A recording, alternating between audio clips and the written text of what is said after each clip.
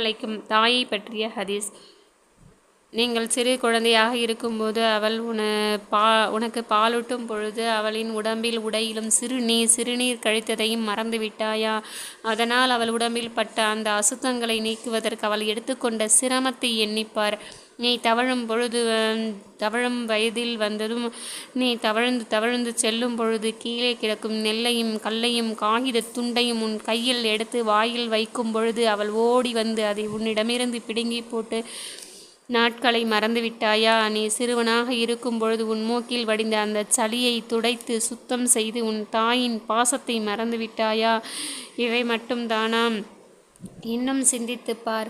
நீ உணவு உண்ண ஆரம்பிக்கும் போது உனக்கு தோதுவாக அந்த சோற்றை நைத்து மெதுவாக்கி உன் வாயினில் ஊட்டியது உன் தாயல்லவா? தொட்டிலில் படுத்திருந்த நீ நடுநிசையில் அழும் பொழுது அவள் பதறி எழுந்து உன்னை தூக்கி அணைத்து கொண்ட அந்த நேரத்தில் அடுப்பில் பாலை சூடாக்கி உன்னுடைய தாகத்தை தீர்த்து வைத்தாலே அதையும் நீ மறந்துவிட்டாயா?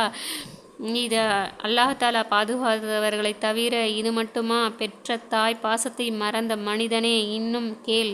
நீ வீட்டு வாசலில் திண்ணையில் மலஞ்சலம் கழித்து வைத்ததையும் அதை அள்ளி போட்டு அவள் உன்னை சுத்தம் செய்தாள். இரவு நேரங்களில் உன்னை கொசு கடிக்காமல் கூடாதென்று உன் தொட்டிலில் சுற்றி கொசுவலையை கட்டி உன்னை பாதுகாத்த நாட்களை எண்ணிப்பார். உனக்கு நடக்க பயிற்சி கொடுத்தது அந்த தாயல்லவா? உன்னால் பேச முடியாத நேரத்தில் பேச்சை உனக்கு கற்றுத்தந்தது யார்? உன் தாய்தானே. இவ்வளவு சிரமப்பட்டு உன்னை ஆளாக்கி உன்னை பெற்றெடுத்த அந்த தாயை நீ அவமதிக்கிறாய்.